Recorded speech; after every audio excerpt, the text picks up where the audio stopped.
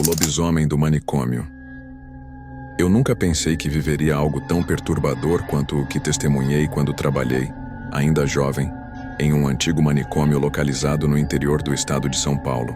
O prédio, erguido no começo do século passado, já tinha uma atmosfera pesada, com corredores úmidos, grades enferrujadas e portas de ferro que ecoavam a cada vez que eram trancadas. Ali, histórias macabras circulavam entre os funcionários. Pacientes que viam vultos, gritos inexplicáveis nas madrugadas e até mortes misteriosas. Mas o que me marcou para sempre foi o caso de um homem conhecido entre nós como Jair, que dizia, com todas as letras, ser um lobisomem. Jair havia sido internado depois de atacar vizinhos em um vilarejo próximo. Os relatos eram de arrepiar. Animais mutilados, uivos na madrugada e até uma criança encontrada ferida. Quando foi capturado, estava nu, coberto de sangue e com os olhos esbugalhados. A população, tomada pelo medo, exigiu que fosse isolado. Foi assim que veio parar no manicômio. Desde o primeiro dia, ele se mostrou diferente dos demais internos. Não era um homem comum em delírio. Tinha um olhar profundo, quase animal, e se movia de forma estranha, como se estivesse sempre pronto para atacar. Durante as noites de lua cheia, os enfermeiros relatavam que Jair urrava, batia a cabeça contra as grades e rosnava de maneira assustadora, como se realmente estivesse em transformação. No início, achei que era apenas mais um caso de esquizofrenia grave, mas certa noite, escalado para a ronda noturna, tive uma experiência que mudou tudo. Era inverno. O frio cortava e o manicômio estava em silêncio sepulcral. Ao passar pelo corredor das celas, ouvi um som baixo, um rosnado que arrepiou cada fio do meu corpo. Me aproximei devagar da cela de Jair, e o que vi me gelou a alma.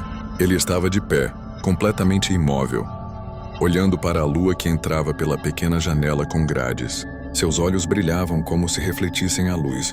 Quando percebeu minha presença, sorriu de um jeito que não parecia humano. Então falou: "Você sente, não é? Ela está me chamando. A lua quer que eu saia daqui." A voz dele era grave e gutural, como se duas vozes falassem ao mesmo tempo. Tremendo, tentei disfarçar o medo e continuei a ronda. Mas ao virar as costas, ele soltou um uivo tão forte que ecoou por todo o prédio. Outros pacientes começaram a gritar desesperados. Na manhã seguinte, encontramos a cela de Jair toda destruída.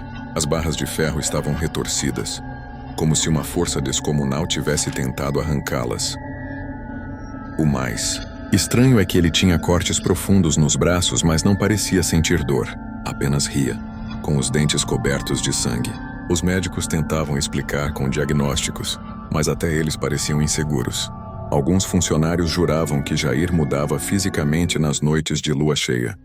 Diziam que seu corpo inchava, os músculos se destacavam e sua voz se tornava animalesca. Eu, que tentei me convencer do contrário, vi com meus próprios olhos quando ele, numa madrugada, estendeu o braço para fora da cela e agarrou um cachorro que havia entrado no pátio. A força com que esmagou o animal não podia ser de um homem comum. O caso se tornou insustentável. O diretor do manicômio decidiu transferi-lo para uma ala isolada, nos fundos do prédio, onde ninguém mais teria acesso.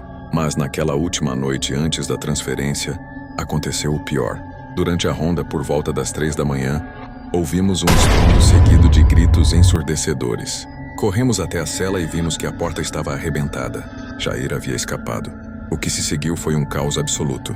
Pacientes berrando, funcionários correndo de um lado para o outro. Eu e mais 2 enfermeiros seguimos os rastros de sangue até o pátio. Lá, sob a luz pálida da lua cheia, vimos Jair, mas ele não estava mais totalmente humano. Seu corpo parecia deformado, coberto por pelos, e os olhos brilhavam em vermelho vivo.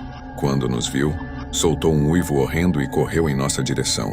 Disparamos tranquilizantes, mas ele simplesmente sumiu na escuridão com uma velocidade impossível. Na manhã seguinte, o manicômio inteiro estava em pânico. Jair nunca mais foi encontrado. Alguns dizem que fugiu para as matas da região e que até hoje, em noites de lua cheia, moradores escutam uivos vindos do antigo prédio abandonado. Eu não sei explicar o que vi. Não sei se Jair era realmente um homem doente, convencido de que era uma besta, ou se carregava dentro de si a maldição do lobisomem. Mas desde aquela noite, toda vez que a lua cheia aparece no céu, lembro dos olhos brilhando na cela e do som daquele uivo que ainda ecoa na minha mente.